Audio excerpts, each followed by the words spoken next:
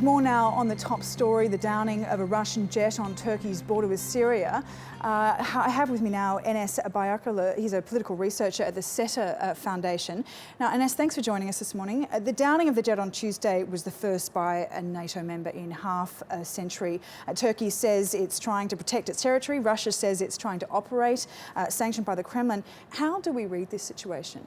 I think it's quite obvious that Russia is using ISIL as a pretext to bomb moderate rebels all over the Syria. But especially what we have seen is that in the last month that they have targeted Turkmen villages and Turkmen rebels just across the border, very close to Turkey.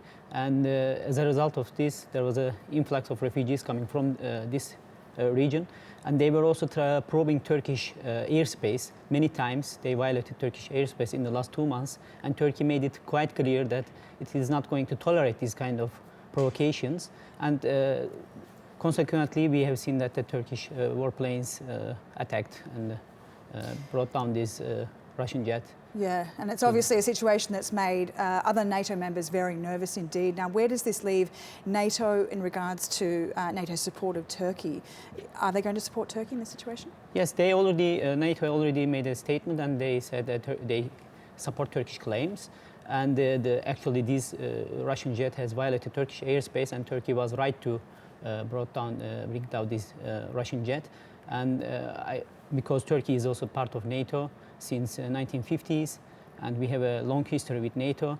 And also, what we have also seen is that Russia was also provoking NATO countries in the last 2 years when the Ukrainian conflict started, especially in the Baltic region and also in the Black Sea region. They have probed the NATO countries' airspaces, violated airspaces, and that's what we have been seeing, that Russia was somehow provoking NATO countries, and the result was this incident at the end of the day, I think. Okay, so obviously Russia doesn't have the support of NATO and other Western countries.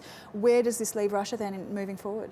I think there were some harsh statements from NATO, from Russia, but that was, I think, they were targeting their domestic audience in order to, take pressure from the domestic audience.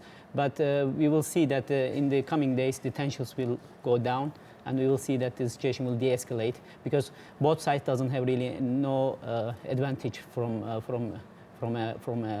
conflict between these two countries, because both countries have also economic interdependency. So it doesn't really make any sense that Russia and Turkey will involve in a conflict. Okay, Enes, thank you very much for your time this morning.